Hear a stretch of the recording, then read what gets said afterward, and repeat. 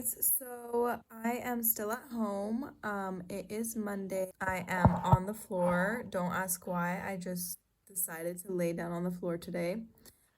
I just finished up with my PBL class and now I'm working on my learning need, which is on effects of alcohol usage. So I have already started with typing out the ideas that we had in the session, and then I'm having a bunch of resources that talk about all of the effects of alcohol usage. So we came up with this learning need because of our case. So all of our learning needs are case-based. They're not just random. And so yeah, I'm learning about effects of alcohol usage on the body. I don't know if you could read my socks, but it says, Master has given Dobby a sock. Dobby is free. If you guys don't know what the heck I'm saying, I am concerned.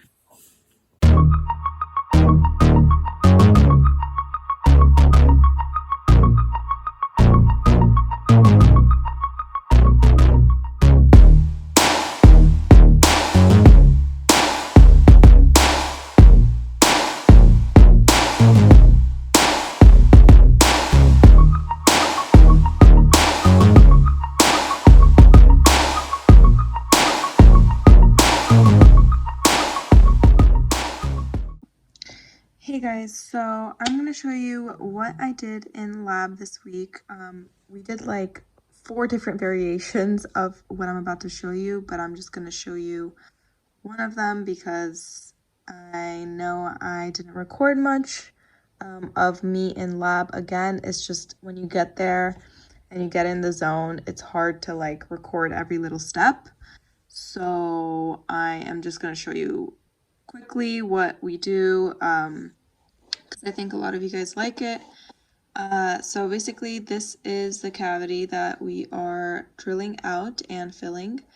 We start out, like I said before, going around and creating the circumferential clean out. We measure the axial reduction, and then we measure the occlusal reduction, and then this is our final prep.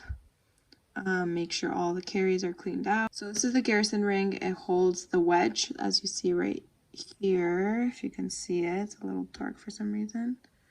And it also holds the ring, the kidney bean metal matrix. So that's what the Garrison ring is, and we show that it is tightly sealed, so there's no opening here, so that when you fill it, it doesn't just go everywhere. And this is my first increment, which you can see here, and my second increment, which you can also see here. This is going to be for the mesial box, and then this is my third increment and my fourth increment. And then this is my first occlusal increment, which means the increment that is on the surface of the tooth and not on the mesial box in the corner there.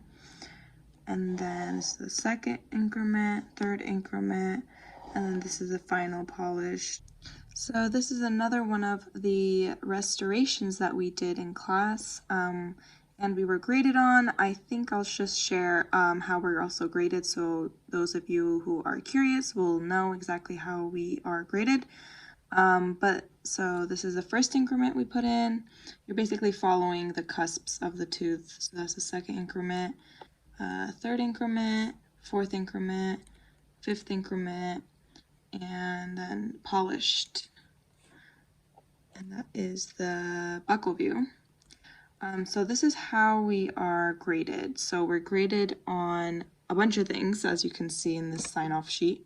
So they double check that we replace the tooth to the correct teeth in the typodon. We get some points for that. And then we have the basically prep and restoration that's checked off, and this is kind of what we do on our own time, and they're just like making sure that we did it. This is the preparation. And then again, more preparation, and more preparation. We had like 3 preparations to be checked off. And then I think this is when we actually were graded in class. So this was like the pre-class time work that we had to do, and basically it's either acceptable or unacceptable. So I got all acceptable, which is great. And then this is the actual grading part. So they check for the matrix and the wedge with the Garrison ring that I mentioned earlier. They check the surface of the tooth, the margins, the contour, and the occlusion and morphology. And then after you restore, they check for the surface, if it's smooth, the margins of the restoration, and then the contour and morphology.